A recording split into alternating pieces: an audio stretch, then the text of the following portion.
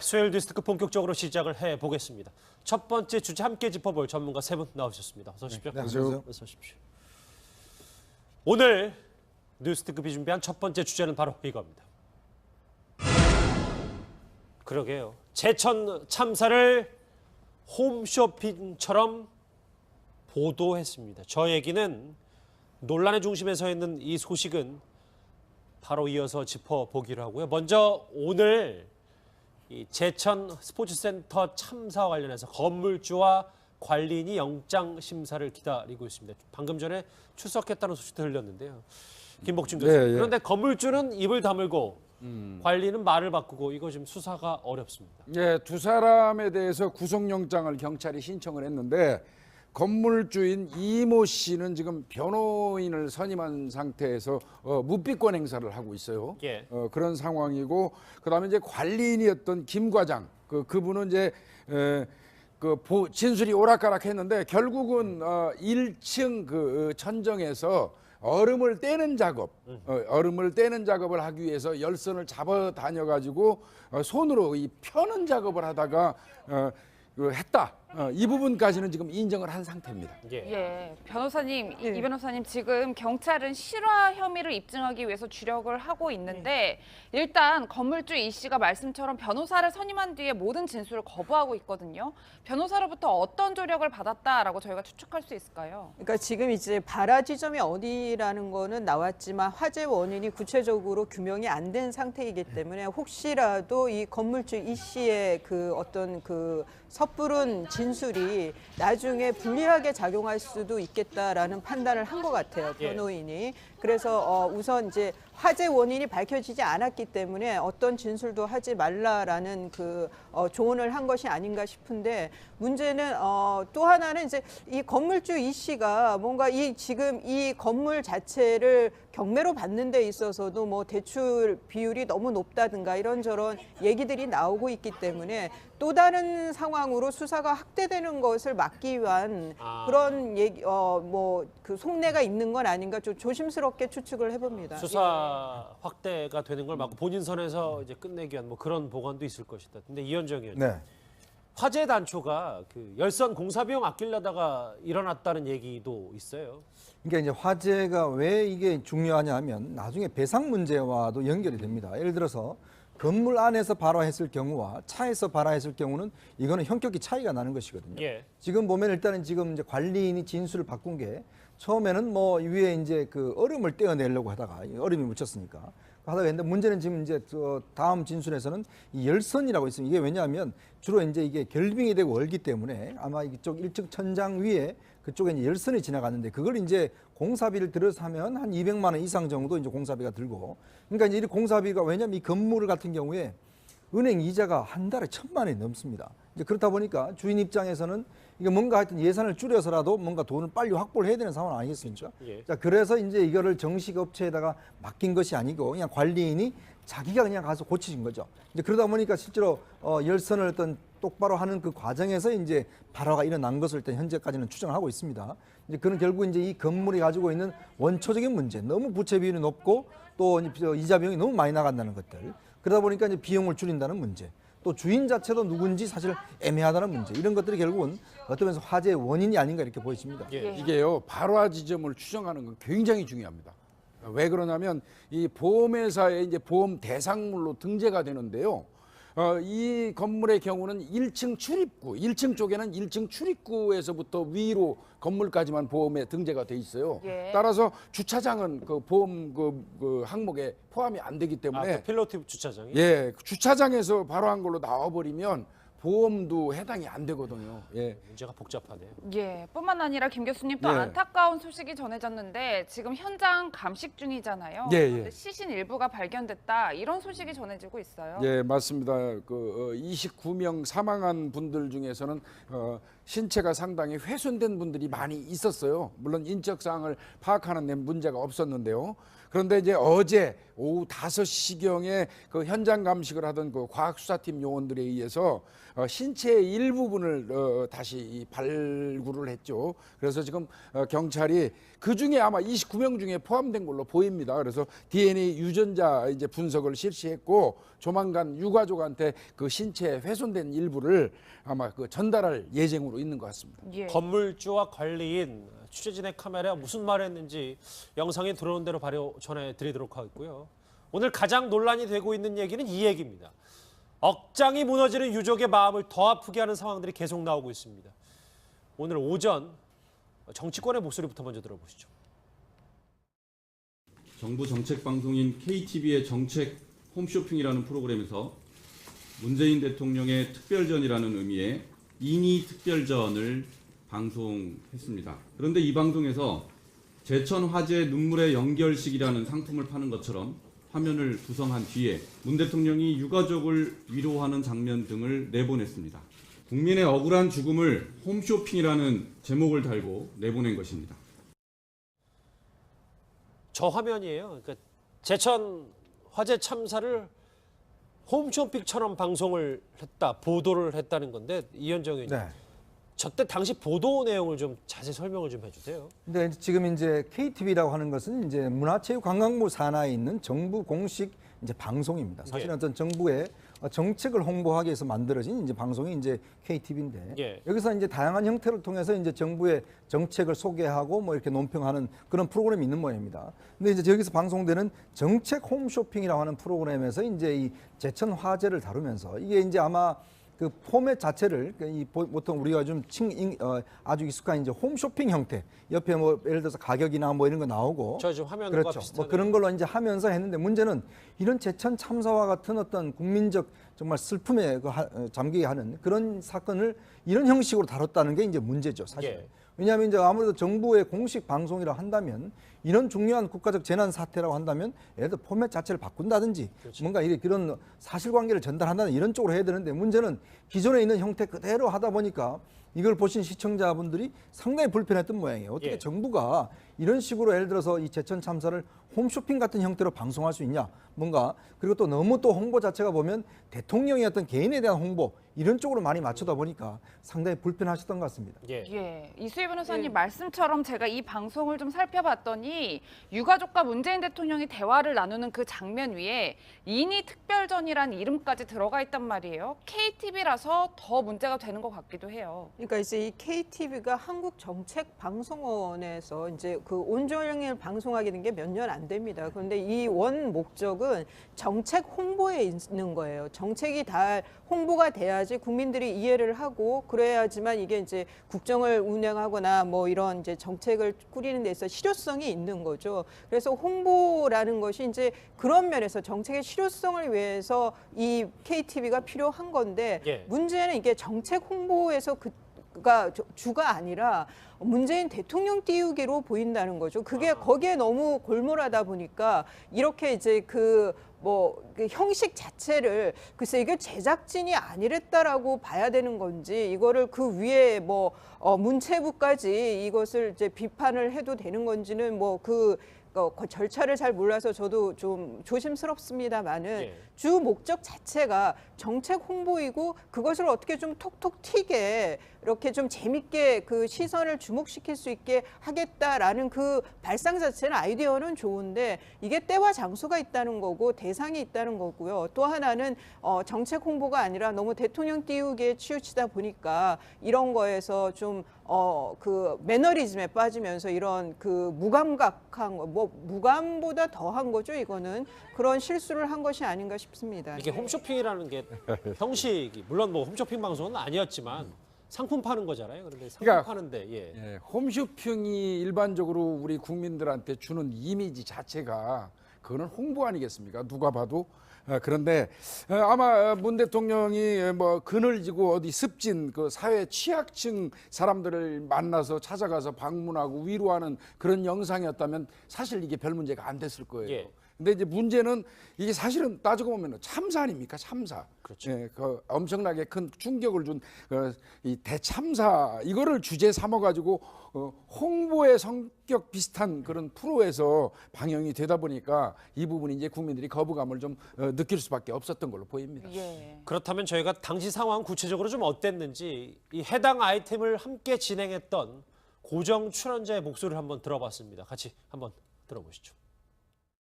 저는 이제 결정된 이슈에 대해서 코멘트를 하는 역할인데 사실 이게 아이템이 적절한가 아닌가 보다는 어떻게 다루어지는가 문제가 더 중요한 문제라는 생각을 했어요. 정부와 국가의 책임이 크다. 앞으로 어떻게 개선할 것인가. 이런 쪽으로 포커스를 맞춰서 포맷과 내용과 그리고 그것을 다루는 방식에서 크게 이제 오버했다라고 느끼진 않아요. 받아들이는 사람들의 또 주관성과 결국은 상호작용을 하기 때문에 비판을 할 여지도 없진 않다. 예, 이현정 의원님 사실 저희도 이 뉴스 특급을 준비하는데 굉장히 많은 회의를 거치기 마련인데 물론 기존의 틀도 중요하겠지만 좀 너무 나간 것 아니냐 이런 비판들은 있어요. 그러니까 이게 이제 하나의 어떤 면에서 보면 이제 집단 이제 사고에 빠진 그런 현상인데요. 왜냐하면 내부에 뭐 회의를 하다 보면 사실 언론사 같은 경우는 보면 여러 가지 의견을 가진 사람이 있습니다. 그러다 보면 제 주장을 다른 사람이 반대하기도 하고 그러면서 이제 상황 자체가 좀 정리가 되는 건데. 그렇죠. 예를 들어서 저렇게 특정한 예를 들면 정부 기관이라든지 이런 거 같은 경우는 그냥 어떤 위에 있는 사람이 결정을 하면 밑에 있는 사람들은 반대를 못 하는 것이죠. 이제 그러다 보니까 실제로 이제 KTV라는 것이 물론 정책을 저렇게 국민들에게 자세하고 재미있게 설명해 주는 저는 굉장히 좋다고 봅니다.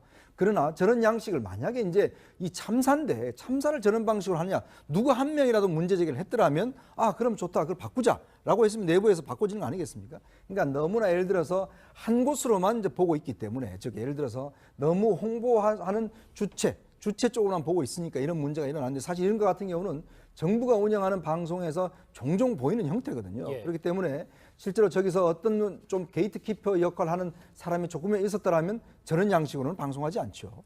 예. 이수희 변호사님. 예. 포인트가 하나는 더 이거 같아. 이제 문재인 정부가 이제 지금까지 취임 1년이 다 돼가지만 이제 공과를 떠나서 뭐 최근에 청설 신잡을 비롯해서 너무 홍보에만 열을 올리니까 이런저런 문제가 나오는 게 아니냐라는 목소리도 있습니다. 이제 좀 이런 표현이 어쩌서 모르겠어요. 좀 재미를 본 거죠. 그러니까 그 선거 때, 그 조기 대선 때 그 문재인 1번가라고 해가지고 이제 쇼핑 어플, 그 쇼핑 사이트를 빗대서 공약을 갖다가 놓고 이걸 뭐 맞아요. 구매가라든가 후기를 올리고 하는 그런 형식을 해서 좀 주목을 많이 받았죠. 그리고 이후에 인수위 때는 또 광화문 1번가 해서 또 그런 비슷한 그 형식으로 좀 이렇게 그 뭐 홍보에 재미를 봤다라고 하면 그래서 거기에서 기인한 걸로 보이기는 하는데 예. 이것이 이제 그 선거 때 하고 대통령에 당선된 이후에 대통령으로서 국정을 수행하는 데 있어서는 그 정책이 홍보돼야지 사람 중심으로 가면은 안 된다는 생각이 들어요. 그리고 또 하나는 그러니까 보여주기라는 거는 이렇게 처음에는 굉장히 산뜻하고 뭔가 주목을 끌지만 거기에서 보여주는 것에 그쳤을 때는 쉽게 질릴 수가 있는 거거든요. 언제나 정책으로 대안으로서 그 뭐 보여주고 그걸로 이제 승부를 하는 표현이 어떤지 모르겠습니다만 그런 걸로 이제 존재감이 부각이 돼야 되는 거지. 이렇게 계속 그 보여주기식이 되다 보니까 홍준표 대표도 문재인 대통령이 내 평가를 해달라고 하니 쇼는 잘하는 것 같다라는 표현인데 거기에 굉장히 좀 다중적인 의미가 있는 거죠. 좀 다시 한번 말씀드립니다만은 공감이라는 것도 저렇게 이제 그 공감이라는 것도 이 너무 보여주기에 치중하다 보면 예. 그 진위조차도 오해를 받을 수 있는 시점이 온다는 거죠. 그런 면에서 대안으로 정책으로 존재감 보여주기가 돼야 된다는 생각을 다시 한번 하게 됩니다. 방금 전에 자막으로 나갔지만 제일 중요한 게 유족들이 저걸 봤을 때 도대체 어떻게 생각했을 건지 가슴에 또 한 번의 피멍이 들었다라는 얘기도 있었어요. 이현정 의원님, 네. 이 얘기는 정리할게요. 그런데 이게 지금 KTV가 다른 방송도 아니고 한국 정책 방송 그러니까 문체부 산하면 만약에 이렇게 여론의 문매를 맞고 하면 바로 징계 조치가 들어가고 뭐 어떤 조직이 되는 거예요? 그러니까 이게 이제 공무원 조직이다 보니까요. 아무래도 이제 문체부에서 이제 받으면 뭐 여러 가지 좀 그 내부적인 좀 변화는 있겠죠. 예. 그렇지만 이제 그 근본적으로 이렇게 저는 정부가 이런 그 어떤 채널을 운영한다는 것에 좀 저는 부정적입니다. 예. 왜냐하면 정부 예산으로 사실은 이제 여러 가지 언론 매체들이 많지 않습니까? 많고 또 국민들이 받아들일 때도 언론 매체를 통해서 언론의 기능이라는 게 이제 여러 가지 어떤 비판과 견제와 이런 것들이 같이 포함되면서 하는데 네. 사실 저런 방식의 어떤 그 매체를 유지한다는 게 보면 왜냐하면 또 정부가 또 대주주인 그런 또 방송도 꽤 많잖아요. 예. 그러니까 그런 상황에서 과연 KTV라는 존재의 문제 또 예를 들어 저렇게 있을 때 너무 또 개인의 어떤 초점 맞춰지는 것. 왜냐하면 사실은 KTV 같은 경우도 이제 임명권자가 한편으로 보면 대통령이지 않습니까? 그러면 결국 이제 대통령 중심으로 하다 보면 결국 이제 너무 또 대통령 쪽으로만 집중될 수가 있기 그러니까 때문에 피해자 중심, 뭐 유가족 중심이 돼야 되는데 대통령 중심이 됐으니까요. 그렇죠. 그렇기 때문에 조금의 어떤 그 내보낼 때도 좀 저는 정무적인 판단이 좀 필요하지 않을까. 왜냐하면 사태를 가려가면서 해야 되지 않겠습니까? 만약 예를 들어서 뭐 세월호가 있을 때 그때만 저렇게 저런 식이었다면 많은 비판을 했지 않겠습니까? 그러니까 우리가 그런 교훈이 있기 때문에 예. 이 상황에 대한 좀 정무적 판단을 좀 해야 될 것 같습니다. 예. 유족들의 마음을 아프게 하는 상황이 또 있습니다. 화재 목격자의 목소리부터 먼저 듣고 오시죠. 불길이 다 잡힌 뒤에 한번 올라간 걸로 기억이 납니다. 초반에는 아예 진입조차도 하지도 않았고 상황만 보고 그냥 가는 불은 그 주차장에서 시작돼가지고 이제 1층 전체로 이제 오면서 이제 불이 나는 걸 확인을 하고 그 이후에 10분 정도 지난 뒤에 소방관이 와서 현장 보고 그리고 다시 갔죠. 가고 난 뒤에 이제 한 3, 40분 흘렀나? 그 이후에 소방관이 이제 옷을 입고 마스크를 착용하고 들어가는 걸 이제 봤죠. 한 명이었을 거예요. 그때. 예, 목격자의 이런 진술을 뒷받침할 만한 영상이 공개가 된 건데 네, 예. 그 긴박했던 당시 영상을 이제 함께 보시면 이 사람들이 옷도 제대로 못 입고 저렇게 웃옷도 못 입은 채로 굉장히 허겁지겁 네, 긴박하게 탈출하는 모습을 볼 수 있는가 하면 또 소방대원들이 비상구 앞에서 이렇게 왔다 갔다만 하지 정작 들어가는 모습은 보이지 않는단 말이에요. 이 부분에 대해서 굉장히 비판하는 목소리가 많아요. 당연히 그 얘기가 나올 수밖에 없지요. 일단은 소방관들이 진입할 수 있는 통로를 아는 거잖아요. 탈출하는 사람이 나오는 그 이 탈출구를 봤다면 그 안으로 또 그 소방관이 진입할 수 있는 여지가 충분히 있다고 판단했었어야 되는 거라고 보는 진짜 거죠. 저 때가 골든타임이었는데. 예, 그런데 이제 그 시간대에 소방관들이 그냥 왔다 갔다 하면서 뭐 살피기만 하다가 불이 본격적으로 아주 붙은 이후에 이제 뭐 작업복을 입고 착용하고 진입을 시도했다. 그래서 이제 초기 진화에 실패한 게 아니냐 이제 이런 이야기들이 나오는데 사실 이 사건 그 발생하고 난 이후에 소방관 관련돼서 참 말하기가 곤란한 부분이 없지 않아 있기는 해요. 예. 왜 그러냐면 사실상 그 현장에서 이 불을 진화하는 거는 현장 판단은 사실상 그들의 고유 권한이긴 하죠. 그렇죠. 물론 이제 그게 아주 이 그 고의 방기가 아닌 이상은 그 뭐 문제가 될 수 있겠지만요. 그래서 이런 부분은 좀 조심스럽기는 한데 명백한 거는 사람들이 나오는 구멍, 즉 말하면 탈출구를 파악을 했다면 비상구요. 예, 비상구를 파악을 했다면 진입할 수도 있었다는 뜻이 되거든요. 이 부분 때문에 상당히 문제가 되는 걸로 보입니다. 그런데 잠시만요. 그 시간대별로 상황이 정리된 것도 있어요. 한번 같이 보시죠. 최초 신고에 좀 마지막 거 보시면 6분 만에 민간 사다리로 겨우 구출된 장면. 그러니까 최초 신고 후에 도대체 얼마나 지난 겁니까? 김복준 교수. 예, 이게 소방관들 입장에서는 그 진입을 할 때 그 민간 사다리가 진입하기 이전에 이제 그 직후에 이후에 출동한 것 같습니다. 예. 본인들 차는 그 진입할 수가 없어가지고 상당히 그 지연됐다고 얘기를 했는데 사실은 민간 사다리가 먼저 갔지 않습니까? 그렇죠. 예, 그러다 보니까 민간 사다리가 먼저 이제 구조를 한 거고요. 뭐 이 부분은 소방관 쪽에서는 뭐 계속 도로로 얘기를 하는 거죠. 도로 뭐 그러니까 저기 핑계라고 하기. 이제 저 민간 사다리 하신 분 이야기를 들어보면 이제 본인들이 이쪽 지역에 좀 이사를 자주 하고 또 워낙 경험이 많으신 분이다 보니까 어디에다 주차를 해야 되는지 본인 상황이 빨리 판단했다는 거예요. 그렇게 해서 지금 4시에서 58분. 그렇죠. 보니까 이제 바로 현장을 파악하고 어느 쪽에서 한다는 파악을 하고 바로 이제 저걸 내려서 이제 했다는 거거든요. 그러니까 우리가 지금 이제 그 소방 사다리에 대한 여러 가지 이제 그 어떤 장비의 문제도 있는 것인데 사실은 이제 이런 어떤 좁은 도로 같은 경우에 실제로 좀 우리가 구조할 수 있는 여러 가지 장비가 좀 필요합니다. 사실은. 왜냐하면 소방서에서 하는 장비는 굉장히 크거든요. 우리가 대형 화재를 대비해서 하는 것인데 예를 들어 골목길 같은 경우에 저렇게 빨리 할 수 있는 저런 어떤 장비 자체도 상당히 필요한 것 같습니다. 예. 예, 김 교수님 저희가 한 번 더 짚어볼 게 아까 보신 그래픽을 함께 다시 보시면 화재를 최초 신고한 게 약 오후 4시쯤 된단 말이에요. 그런데 구조대원이 진입을 준비하는 게 한 42분 지난 4시 42분이에요. 네. 화재 발생 사고 현장에서 40분이면 정말 긴 시간이잖아요. 엄청나게 긴 시간이죠. 골든 타임을 넘어도 한참 넘은 걸로 보여요. 왜 그러냐면 최초 화재 신고가 4시가 아니라 이제 3시 59분 아니겠습니까? 그리고 이제 구조대원이 진압 준비를 한 게 42분. 그리고 민간 사다리가 이제 6분 만에 바로 구조를 했는데 그때가 4시 58분이거든요. 예. 그러니까 시간상으로는 뭐 40분 거의 1시간이 돼 가지고 이 구조가 된 것이죠. 그러니까 최초 신고 후에 49분이 지난 뒤에 저렇게 보면 뭐 이제 소방관들이 얘기를 하고 있고 드디어 마스크 쓰고 비상구로 진입하려고 할 때부터가 네. 시간이 꽤 많이 지났었으니까요. 제가 지금 뉴스 서두에 이 제천 참사 건물주와 관리인이 오늘 영장 심사를 받는다 출석했다라는 소식 전해드렸는데요. 영상 바로 들어왔습니다. 같이 화면으로 만나보시죠.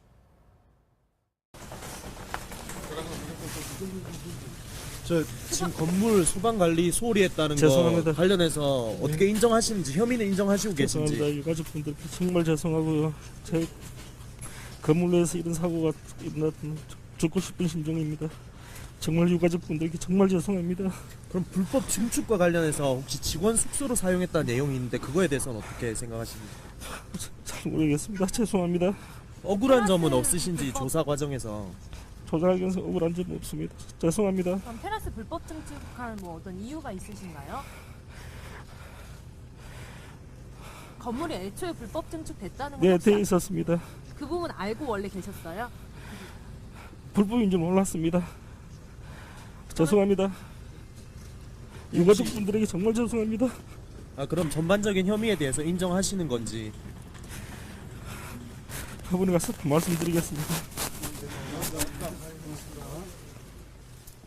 이 변호사님 지금 네. 경찰서를 나서는 건물주 이모 씨의 모습을 다 같이 보셨는데 일단은 불법 증축돼 있는 건물인지 알았냐라는 질문에는 알았다라고 했지만 불법인지는 몰랐다 이렇게 이야기를 했는데 저희가 어느 정도 혐의를 인정하고 있다라고 봐야 될까요? 그러니까 이제 불법 증축된 것이 이 화재가 뭐 그 촉발되는데 더 그 진압하는데 어렵다든가 뭔가 그런 거에 기여했다라고 하면은 그것이 이제 이 그 업무상 과실치사상의 뭐 원인이 될 수는 있겠지만 아니라고 하면은 그거는 별건의 문제가 되는 거고요. 뭐 소방법도 위반한 부분에 대해서도 이제 그 검토를 할 텐데 예. 지금 이제 건물주가 이거를 경매로 받았다라고 하잖아요. 예. 근데 그 경매 이전에 이미 이제 불법 이렇게 증축이 돼 있었다고 하는데 이 경매를 할 때는 그 부동산의 현황에 대해서 이렇게 굉장히 두꺼운 책자에 기록이 다 되어 있어요. 경매를 받으면서 뭐 권리 분석과 이 현황 분석은 했을 거라고 보이고 뭐 그러면 불법 증축된 부분은 알지 않았을까 싶은데 여하튼 건물주는 지금 뭐 너무나 많은 사상자들이 났기 때문에 본인도 굉장히 당황스럽기는 하겠지만 뭐 죄송하다라는 저 말이 글쎄요 유가족들에게는 얼마나 받아들여질지 좀 의문입니다. 예. 죽고 싶은 심정이다. 그런데 조사하면서 억울한 점은 없었다라는 김 교수님 얘기는 어떻게 들으셨는지요? 법원 가서 혐의에 대해서 전반적으로 말을 하겠다는 말도 덧붙였는데요. 일단 뭐 언론이 물어보는 내용에 대해서 본인의 죄를 바로 이제 이거 그 혐의를 인정하는 것 같지는 않아요. 뭐 당연히 뭐 변호인의 조력을 받았겠지만요.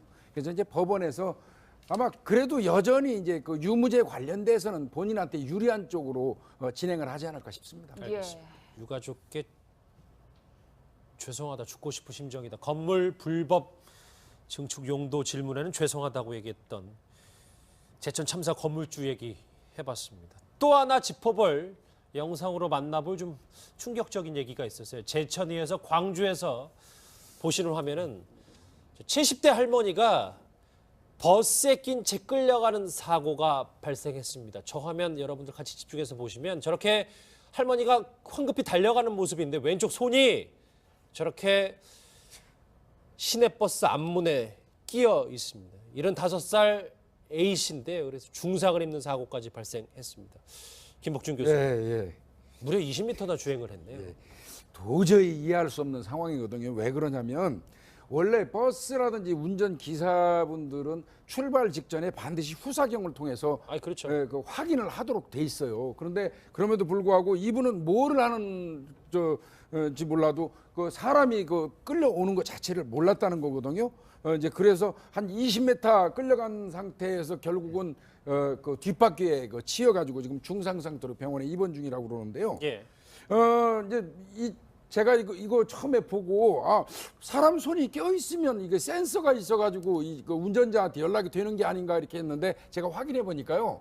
앞문 쪽 같은 경우는 미는 거 여닫이문으로 돼 있기 때문에 센서가 부착이 안 돼 있다고 그러고요. 예. 뒷문은 이제 슬라이드식으로 돼 있기 때문에 그렇죠. 예, 전철처럼 그 센서가 있다고 그래요. 그래서 아마 센서 부분은 이제 없어서 그런 것 같은데 분명한 거는 운전하는 운전 기사분이 분명히 그 후사경을 통해서 보지 않고 그냥 출발하면서 뭔가 다른 짓을 한 건 명백한 것 같습니다. 예, 이수혜 변호사님 예. 지금 말씀하신 것처럼 피해 할머니는 굉장히 많이 다쳐서 중환자실에 입원해 있다고 하는데 저 운전기사의 업무 과실을 저희가 법적 처벌을 어느 정도 수위받는다 이렇게 추측해 볼 수 있을까요? 그러니까 이제 그 버스 기사는 경우에는 승하차를 할 때 안전 의무가 있죠. 뭐 다 승객이 다 승차를 했는지 하차는 다 안전하게 했는지 확인을 하고 출발을 해야 되는데 그 주의 의무를 위반한 것이 이제 명백해 보입니다. 그리고 피해 할머니께서 많이 다치신 것 같아요. 지금 지금 중환자실에 입원해 있다라고 하니까 뭐 저 정도 끌려갔으면 굉장히 부상이 클 것 같은데요. 예. 피해자와 합의가 되지 않는 한은 좀 중형이 나오지 않을까 싶습니다. 예. 오늘 취재진 앞에 모습을 드러낸 제천 스포츠센터 건물주와 이 KTV 논란 얘기 첫 번째 주제로 짚어봤습니다. 김복준 교수님과 여기서 인사를 드리겠습니다. 고맙습니다. 본인 상황이 빨리 판단했다는 거예요. 그렇게 해서 지금 4시 58분. 그렇죠. 보니까 이제 바로 현장을 파악하고 어느 쪽에서 한다는 파악을 하고 바로 이제 저걸 내려서 이제 했다는 거거든요. 그러니까 우리가 지금 이제 그 소방 사다리에 대한 여러 가지 이제 그 어떤 장비의 문제도 있는 것인데 사실은 이제 이런 어떤 좁은 도로 같은 경우에 실제로 좀 우리가 구조할 수 있는 여러 가지 장비가 좀 필요합니다. 사실은. 왜냐하면 소방서에서 하는 장비는 굉장히 크거든요. 우리가 대형 화재를 대비해서 하는 것인데 예를 들어 골목길 같은 경우에 저렇게 빨리 할 수 있는 저런 어떤 장비 자체도 상당히 필요한 것 같습니다. 예, 김 교수님 저희가 한 번 더 짚어볼 게 아까 보신 그래픽을 함께 다시 보시면 화재를 최초 신고한 게 약 오후 4시쯤 된단 말이에요. 그런데 구조대원이 진입을 준비하는 게 한 42분 지난 4시 42분이에요. 화재 발생 사고 현장에서 40분이면 정말 긴 시간이잖아요. 엄청나게 긴 시간이죠. 골든타임을 넘어도 한참 넘은 걸로 보여요. 왜 그러냐면 최초 화재 신고가 4시간이라서 이제 3시 59분 아니겠습니까?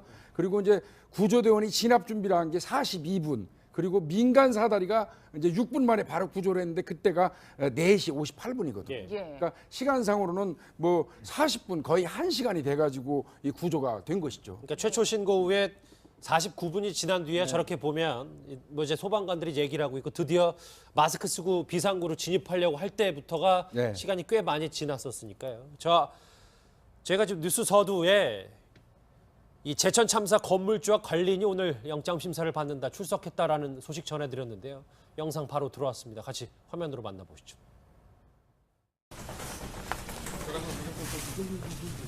저 지금 건물 소방관리 소홀히 했다는 죄송합니다. 거 관련해서 어떻게 인정하시는지 혐의는 인정하시고 계신지. 죄송합니다. 유가족분들께 정말 죄송하고요. 제 건물 내에서 이런 사고가 일어났던 죽고 싶은 심정입니다. 정말 유가족분들께 정말 죄송합니다. 그럼 불법 증축과 관련해서 혹시 직원 숙소로 사용했다는 내용이 있는데 그거에 대해서는 어떻게 생각하시는지? 잘 모르겠습니다. 죄송합니다. 억울한 점은 없으신지 조사 과정에서. 조사하기 위해서 억울한 점은 없습니다. 죄송합니다. 그럼 테라스 불법 증축한 뭐 어떤 이유가 있으신가요? 건물이 애초에 불법 증축됐다는 건 네, 혹시 돼 있었습니다. 그 부분 알고 원래 계셨어요? 불법인 줄 몰랐습니다. 죄송합니다. 유가족분들에게 정말 죄송합니다. 그럼 전반적인 혐의에 대해서 인정하시는 건지.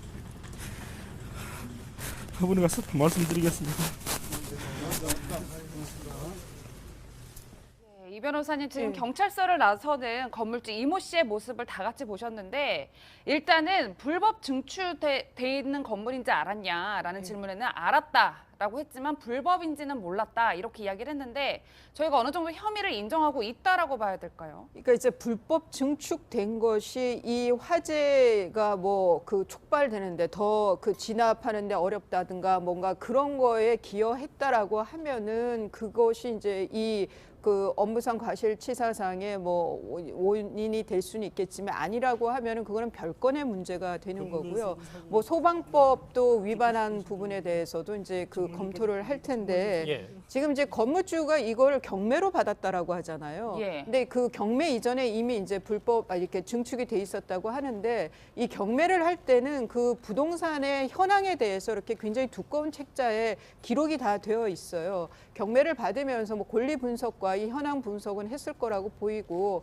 뭐 그러면 불법 증축된 부분은 알지 않았을까 싶은데 여하튼 건물주는 지금 뭐 너무나 많은 사상자들이 났기 때문에 본인도 굉장히 당황스럽기는 하겠지만 뭐 죄송하다라는 저 말이 글쎄요 유가족들에게는 얼마나 받아들여질지 좀 의문입니다. 예. 죽고 싶은 심정이다. 그런데 조사하면서 억울한 점은 없었다라는 김 교수님 얘기는 어떻게 들으셨는지요? 법원 가서 혐의에 대해서 전반적으로 말을 하겠다는 말도 덧붙였는데요. 일단 뭐 언론이 물어보는 내용에 대해서 본인의 죄를 바로 이제 그 혐의를 인정하는 것 같지는 않아요. 뭐 당연히 뭐 변호인의 조력을 받았겠지만요. 그래서 이제 법원에서 아마 그래도 여전히 이제 그 유무죄 관련돼서는 본인한테 유리한 쪽으로 진행을 하지 않을까 싶습니다. 예. 유가족께 죄송하다, 죽고 싶은 심정이다. 건물 불법. 그런데 이제 어제 오후 5시경에 그 현장 감식을 하던 그 과학수사팀 요원들에 의해서 신체의 일부분을 다시 발굴을 했죠. 그래서 지금 경찰이 그 중에 아마 29명 중에 포함된 걸로 보입니다. 그래서 DNA 유전자 이제 분석을 실시했고 조만간 유가족한테 그 신체에 훼손된 일부를 아마 그 전달할 예정으로 있는 것 같습니다. 예. 건물주와 관리인 취재진의 카메라에 무슨 말을 했는지 영상에 들어온 대로 바로 전해드리도록 하겠고요. 오늘 가장 논란이 되고 있는 얘기는 이 얘기입니다. 억장이 무너지는 유족의 마음을 더 아프게 하는 상황들이 계속 나오고 있습니다. 오늘 오전 정치권의 목소리부터 먼저 들어보시죠. 정부 정책 방송인 KTV의 정책 홈쇼핑이라는 프로그램에서 문재인 대통령의 특별전이라는 의미의 이니 특별전을 방송했습니다. 그런데 이 방송에서 제천 화재 눈물의 연결식이라는 상품을 파는 것처럼 화면을 구성한 뒤에 문 대통령이 유가족을 위로하는 장면 등을 내보냈습니다. 국민의 억울한 죽음을 홈쇼핑이라는 제목을 달고 내보낸 것입니다. 저 화면이에요. 그러니까 제천 화재 참사를 홈쇼핑처럼 방송을 했다, 보도를 했다는 건데 이현정 의원님. 네. 저때 당시 보도 내용을 좀 자세히 설명을 좀 해주세요. 근데 지금 이제 KTV라고 하는 것은 이제 문화체육관광부 산하에 있는 정부 공식 이제 방송입니다. 사실 예. 어떤 정부의 정책을 홍보하기 위해서 만들어진 이제 방송이 이제 KTV인데 예. 여기서 이제 다양한 형태를 통해서 이제 정부의 정책을 소개하고 뭐 이렇게 논평하는 그런 프로그램이 있는 모양입니다. 근데 이제 여기서 방송되는 정책 홈쇼핑이라고 하는 프로그램에서 이제 이 제천 화재를 다루면서 이게 이제 아마 그 포맷 자체를 이 보통 우리가 좀 아주 익숙한 이제 홈쇼핑 형태 옆에 뭐 예를 들어서 가격이나 뭐 이런 거 나오고 저 지금 화면과 그렇죠. 비슷하네요. 뭐 그런 걸로 이제 하면서 했는데 문제는 이런 제천 참사와 같은 어떤 국민적 정말 슬픔에 잠기게 하는 그런 사건을 이런 형식으로 다뤘다는 게 이제 문제죠, 사실. 예. 왜냐하면 이제 아무래도 정부의 공식 방송이라 한다면 이런 중요한 국가적 재난 사태라고 한다면 예를 들어 포맷 자체를 바꾼다든지 그렇죠. 뭔가 이런 사실관계를 전달한다는 이런 쪽으로 해야 되는데 문제는 기존에 있는 형태 그대로 하다 보니까 이걸 보신 시청자분들이 상당히 불편했던 모양이에요. 어떻게 예. 정부가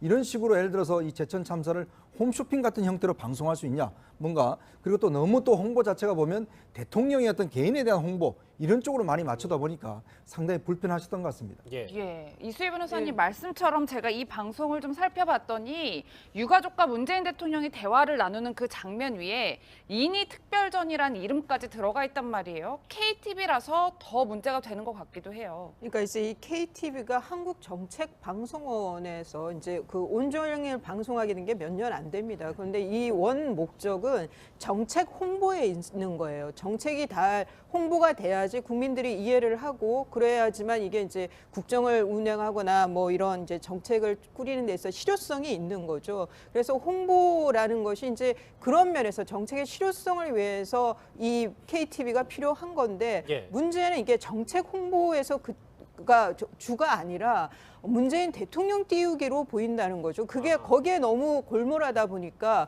이렇게 이제 그 형식 자체를 글쎄 이게 제작진이 아니랬다라고 봐야 되는 건지 이거를 그 위에 문체부까지 이것을 이제 비판을 해도 되는 건지는 그 절차를 잘 몰라서 저도 좀 조심스럽습니다만은 예. 주 목적 자체가 정책 홍보이고 그것을 어떻게 좀 톡톡 튀게 이렇게 좀 재밌게 그 시선을 주목시킬 수 있게 하겠다라는 그 발상 자체는 아이디어는 좋은데 이게 때와 장소가 있다는 거고 대상이 있다는 거고요. 또 하나는 정책 홍보가 아니라 너무 대통령 띄우기에 치우치다 보니까 이런 거에서 좀 그 매너리즘에 빠지면서 이런 그 무감각한 무감보다 더한 거죠. 이거는 그런 실수를 한 것이 아닌가 싶습니다. 이게 홈쇼핑이라는 게 형식이 물론 뭐 홈쇼핑 방송은 아니었지만 상품 파는 거잖아요. 그런데 상품 그러니까 파는데 예, 홈쇼핑이 일반적으로 우리 국민들한테 주는 이미지 자체가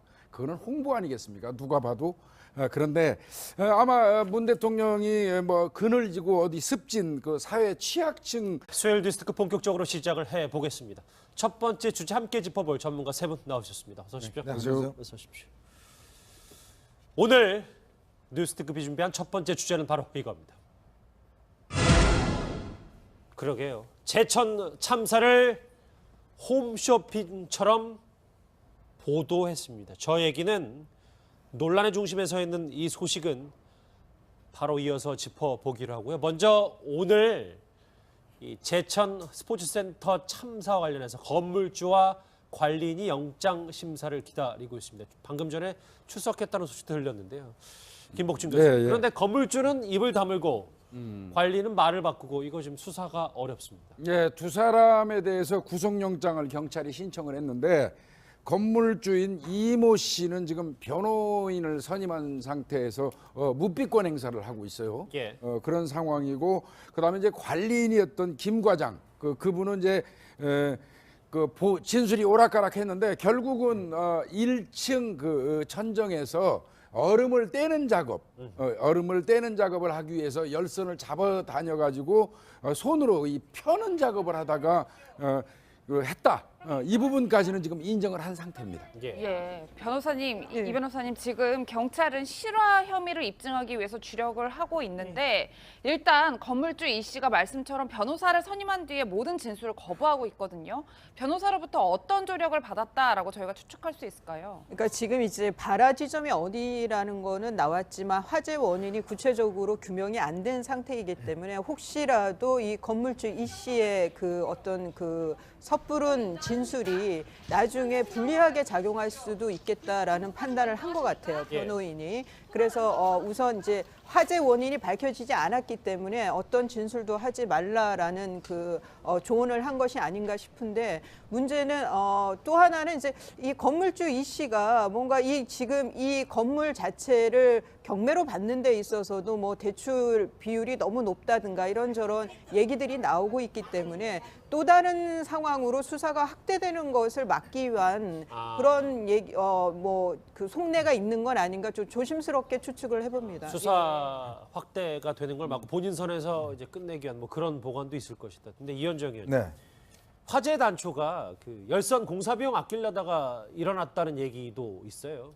그러니까 이제 화재가 왜 이게 중요하냐면 나중에 배상 문제와도 연결이 됩니다. 예를 들어서 건물 안에서 발화했을 경우와 차에서 발화했을 경우는 이거는 형격이 차이가 나는 것이거든요. 예. 지금 보면 일단은 지금 이제 관리인이 진술을 바꾼 게 처음에는 뭐 위에 이제 그 얼음을 떼어내려고 하다가 얼음이 묻혔으니까 하다가 했는데 문제는 지금 이제 다음 진술에서는 이 열선이라고 있습니다. 이게 왜냐하면 주로 이제 이게 결빙이 되고 얼기 때문에 아마 이쪽 1층 천장 위에 그쪽에 이제 열선이 지나갔는데 그걸 이제 공사비를 들어서 하면 한 200만 원 이상 정도 이제 공사비가 들고 그러니까 이제 이 공사비가 왜냐하면 이 건물 같은 경우에 은행 이자가 한 달에 1,000만 원이 넘습니다. 이제 그렇다 보니까 주인 입장에서는 이게 뭔가 하여튼 예산을 줄여서라도 뭔가 돈을 빨리 확보를 해야 되는 상황 아니겠습니까? 예. 자, 그래서 이제 이거를 정식 업체에다가 맡긴 것이 아니고 그냥 관리인이 자기가 그냥 가서 고치신 거죠. 이제 그러다 보니까 실제로 열선을 어떤 똑바로 하는 그 과정에서 이제 발화가 일어난 것을 일단 현재까지는 추정하고 있습니다. 이제 그는 결국 이제 이 건물이 가지고 있는 원초적인 문제, 너무 부채 비율이 높고 또 이자 비용이 너무 많이 나간다는 것들. 그러다 보니까 이제 비용을 줄인다는 문제. 또 주인 자체도 누군지 사실 애매하다는 문제. 이런 것들이 결국은 어떤 면에서 화재의 원인이 아닌가 이렇게 보여집니다. 예. 이게요, 발화 지점을 추정하는 건 굉장히 중요합니다. 왜 그러냐면 이 보험회사의 이제 보험 대상물로 등재가 되는데요. 이 건물의 경우는 1층 출입구, 1층 쪽에는 1층 출입구에서부터 위로 건물까지만 보험에 등재가 돼 있어요. 예. 따라서 주차장은 그 보험 그 항목에 포함이 안 되기 때문에 그 필로티 주차장이. 예, 주차장에서 발화한 걸로 나와버리면 보험도 해당이 안 되거든요. 예. 문제가 복잡하네요. 예, 뿐만 아니라 김 교수님 또 네. 안타까운 소식이 전해졌는데 지금 현장 감식 중이잖아요. 예, 예. 그런데 시신 일부가 발견됐다 이런 소식이 전해지고 있어요. 예, 맞습니다. 29명 사망한 분들 중에서는 신체가 상당히 훼손된 분들이 많이 있었어요. 물론 인적 사항을 파악하는 데 문제가 없었는데요. 사람들을 만나서 찾아가서 방문하고 위로하는 그런 영상이었다면 사실 이게 별 문제가 안 됐을 거예요. 예. 근데 이제 문제는 이게 사실은 따지고 보면 참사 아닙니까? 참사. 그렇죠. 예, 그 엄청나게 큰 충격을 준 이 대참사 이거를 주제 삼아가지고 홍보의 성격 비슷한 그런 프로에서 방영이 되다 보니까 이 부분이 이제 국민들이 거부감을 좀 느낄 수밖에 없었던 걸로 보입니다. 예. 그렇다면 저희가 당시 상황 구체적으로 좀 어땠는지 이 해당 아이템을 함께 진행했던 고정 출연자의 목소리를 한번 들어봤습니다. 같이 한번 들어보시죠. 저는 이제 결정된 이슈에 대해서 코멘트를 하는 역할인데 사실 이게 아이템이 적절한가 아닌가 보다는 어떻게 다루어지는가 문제가 더 중요한 문제라는 생각을 했어요. 정부와 국가의 책임이 크다. 앞으로 어떻게 개선할 것인가. 이런 쪽으로 포커스를 맞춰서 포맷과 내용과 그리고 그것을 다루는 방식에서 크게 이제 오버했다라고 느끼진 않아요. 받아들이는 사람들의 또 주관성과 결국은 상호작용을 하기 때문에 비판을 할 여지도 없진 않다. 예, 이현정 의원님 사실 저희도 이 뉴스 특급을 준비하는데 굉장히 많은 회의를 거치기 마련인데 물론 기존의 틀도 중요하겠지만 좀 너무 나간 것 아니냐 이런 비판들은 있어요. 그러니까 이게 이제 하나의 어떤 면에서 보면 이제 집단 이제 사고에 빠진 그런 현상인데요. 왜냐하면 내부에 뭐 회의를 하다 보면 사실 언론사 같은 경우는 보면 여러 가지 의견을 가진 사람이 있습니다. 그러다 보면 제 주장을 다른 사람이 반대하기도 하고 그러면서 이제 상황 자체가 좀 정리가 되는 건데. 그렇죠. 예를 들어서 저렇게 특정한 어떤 정부 기관이라든지 이런 것 같은 경우는 그냥 어떤 위에 있는 사람이 결정을 하면 밑에 있는 사람들은 반대를 못 하는 것이죠. 이제 그러다 보니까 실제로 이제 KTV라는 것이 물론 정책을 저렇게 국민들에게 자세하고 재미있게 설명해 주는 저는 굉장히 좋다고 봅니다. 그러나 저런 양식을 만약에 이제 이 참사인데 참사를 저런 방식으로 하느냐 누구 한 명이라도 문제 제기를 했더라면 아 그럼 좋다 그걸 바꾸자라고 했으면 내부에서 바꿔지는 거 아니겠습니까? 그러니까 너무나 예를 들어서 한 곳으로만 이제 보고 있기 때문에 즉 예를 들어서 너무 홍보하는 주체 쪽으로만 보고 있으니까 이런 문제가 일어나는데 사실 이런 것 같은 경우는 정부가 운영하는 방송에서 종종 보이는 형태거든요. 예. 그렇기 때문에 실제로 저기서 어떤 좀 게이트키퍼 역할을 하는 사람이 조금이라도 있었더라면 저런 양식으로는 방송하지 않죠. 예. 이수혜 변호사님. 예. 포인트가 하나는 더 이거 같아. 이제 문재인 정부가 이제 지금까지 취임 1년이 다 돼가지만 이제 공과를 떠나서 뭐 최근에 청설 신잡을 비롯해서 너무 홍보에만 열을 올리니까 이런저런 문제가 나오는 게 아니냐라는 목소리도 있습니다. 이제 좀 이런 표현이 어쩌서 모르겠어요. 좀 재미를 본 거죠. 그러니까 그 선거 때, 그 조기 대선 때 그 문재인 1번가라고 해가지고 이제 쇼핑 어플 그 쇼핑 사이트를 빗대서 공약을 갖다가 놓고 이걸 뭐 구매가라든가 후기를 올리고 하는 그런 형식을 해서 좀 주목을 많이 받았죠. 그리고 이후에 인수위 때는 또 광화문 1번가 해서 또 그런 비슷한 그 형식으로 좀 이렇게 그 뭐 홍보에 재미를 봤다라고 하면 그래서 거기에서 기인한 걸로 보이기는 하는데 이것이 이제 그 선거 때 하고 대통령에 당선된 이후에 대통령으로서 국정을 수행하는 데 있어서는 그 정책이 홍보돼야지 사람 중심으로 가면은 안 된다는 생각이 들어요. 그리고 또 하나는 그러니까 보여주기라는 거는 이렇게 처음에는 굉장히 산뜻하고 뭔가 주목을 끌지만 거기에서 보여주는 것에 그쳤을 때는 쉽게 질릴 수가 있는 거거든요. 언제나 정책으로 대안으로서 뭐 보여주고 그걸로 이제 승부를 하는 표현이 어떤지 모르겠습니다만 그런 걸로 이제 존재감이 부각이 돼야 되는 거지. 이렇게 계속 보여주기식이 되다 보니까 홍준표 대표도 문재인 대통령에 대해 평가를 해달라고 하니 쇼는 잘하는 것 같다라는 표현인데 거기에 굉장히 좀 다중적인 의미가 있는 거죠. 좀 다시 한번 말씀드립니다만은 공감이라는 것도 저렇게 이제 공감이라는 것도 이 너무 보여주기에 치중하다 보면 그 진위조차도 오해를 받을 수 있는 시점이 온다는 거죠. 그런 면에서 대안으로 정책으로 존재감 보여주기가 돼야 된다는 생각을 다시 한번 하게 됩니다. 방금 전에 자막으로 나갔지만 제일 중요한 게 유족들이 저걸 봤을 때 도대체 어떻게 생각했을 건지 가슴에 또 한 번의 피멍이 들었다라는 얘기도 있었어요. 이현정 의원님, 이 얘기는 정리할게요. 그런데 이게 지금 KTV가 다른 방송도 아니고 한국 정책 방송 그러니까 문체부 산하면 만약에 이렇게 여론의 문매를 맞고 하면 바로 징계 조치가 들어가고 어떤 조직이 되는 거예요? 그러니까 이게 이제 공무원 조직이다 보니까요. 아무래도 이제 문체부에서 이제 받으면 뭐 여러 가지 좀 내부적인 좀 변화는 있겠죠. 그렇지만 이제 근본적으로 이렇게 저는 정부가 이런 어떤 채널을 운영한다는 것에 좀 저는 부정적입니다. 왜냐하면 정부 예산으로 사실은 이제 여러 가지 언론 매체들이 많지 않습니까? 많고 또 국민들이 받아들일 때도 언론 매체를 통해서 언론의 기능이라는 게 이제 여러 가지 어떤 비판과 견제와 이런 것들이 같이 포함되면서 하는데 사실 저런 방식의 어떤 매체를 유지한다는 게 보면 왜냐하면 또 정부가 또 대주주인 그런 또 방송도 꽤 많잖아요. 그러니까 그런 상황에서 과연 KTV라는 존재의 문제 또 예를 들어 저렇게 있을 때 너무 또 개인의 어떤 초점 맞춰지는 것. 왜냐하면 사실은 KTV 같은 경우도 이제 임명권자가 한편으로 보면 대통령이지 않습니까? 그러면 결국 이제 대통령 중심으로 하다 보면 결국 이제 너무 또 대통령 쪽으로만 집중될 수가 있기 그러니까 때문에 피해자 중심, 뭐 유가족 중심이 돼야 되는데 대통령 중심이 됐으니까요. 그렇죠. 그렇기 때문에 조금의 어떤 내보낼 때도 좀 저는 정무적인 판단이 좀 필요하지 않을까. 왜냐하면 사태를 가려가면서 해야 되지 않겠습니까? 만약 예를 들어서 뭐 세월호가 있을 때 그때만 저런 식이었다면 많은 비판을 했지 않겠습니까? 그러니까 우리가 그런 교훈이 있기 때문에 이 상황에 대한 좀 정무적 판단을 좀 해야 될 것 같습니다. 유족들의 마음을 아프게 하는 상황이 또 있습니다. 화재 목격자의 목소리부터 먼저 듣고 오시죠. 불길이 다 잡힌 뒤에 아마 올라간 걸로 기억이 납니다. 초반에는 아예 진입조차도 하지도 않았고 상황만 보고 그냥 가는 불은 주차장에서 시작돼가지고 이제 1층 전체로 이제 오면서 불이 나는 걸 확인을 하고 그 이후에 10분 정도 지난 뒤에 소방관이 와서 현장 보고 그리고 다시 갔죠. 가고 난 뒤에 이제 한 3, 40분 흘렀나? 그 이후에 소방관이 이제 옷을 입고 마스크를 착용하고 들어가는 걸 이제 봤죠. 한 명이었을 거예요.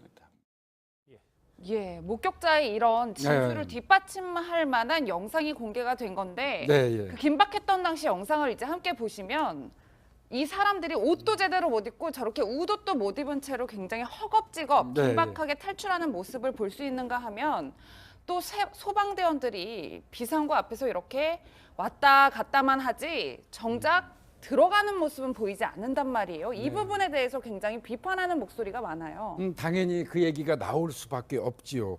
일단은 소방관들이 진입할 수 있는 통로를 아는 거잖아요. 탈출하는 사람이 나오는 이 탈출구를 봤다면 그 안으로 또 그 소방관이 진입할 수 있는 여지가 충분히 있다고 판단했었어야 되는 거라고 보는 거죠. 진짜 저 때가 골든타임이었는데. 그런데 이제 그 시간대에 소방관들이 그냥 왔다 갔다 하면서 뭐 살피기만 하다가 불이 본격적으로 아주 붙은 이후에 이제 뭐 작업복을 입고 착용하고 진입을 시도했다. 그래서 이제 초기 진화에 실패한 게 아니냐 이제 이런 이야기들이 나오는데 사실 이 사건 발생하고 난 이후에 소방관 관련돼서 참 말하기가 곤란한 부분이 없지 않아 있기는 해요. 왜 그러냐면 사실상 현장에서 이 불을 진화하는 거는 현장 판단은 사실상 그들의 고유 권한이긴 하죠. 그렇죠. 물론 이제 그게 아주 고의 방기가 아닌 이상은 뭐 문제가 될 수 있겠지만요.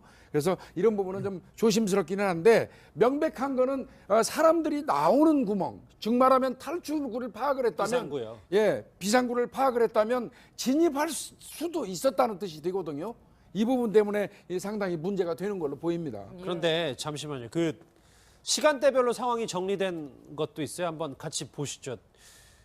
최초 신고 후에 좀 마지막 거 보시면 6분 만에 민간 사다리로 겨우 구출된 장면. 그러니까 최초 신고 후에 도대체 얼마나 지난 겁니까? 김복준 교수님. 예, 이게 소방관들 입장에서는 그 진입을 할 때 그 민간 사다리가 진입하기 이전에 이제 그 직후에 이후에 출동한 것 같습니다. 예. 본인들 차는 그 진입할 수가 없어가지고 상당히 그 지연됐다고 얘기를 했는데 사실은 민간 사다리가 먼저 갔지 않습니까? 그렇죠. 예, 그러다 보니까 민간 사다리가 먼저 이제 구조를 한 거고요. 뭐 이 부분은 소방관 쪽에서는 뭐 계속 도로로 얘기를 하는 거죠. 도로 뭐 그러니까 저기 핑계라고 하기. 이제 저 민간 사다리 하신 분 이야기를 들어보면 이제 본인들이 이쪽 지역에 좀 이사를 자주 하고 또 워낙 경험이 많으신 분이다 보니까 어디에다 주차를 해야 되는지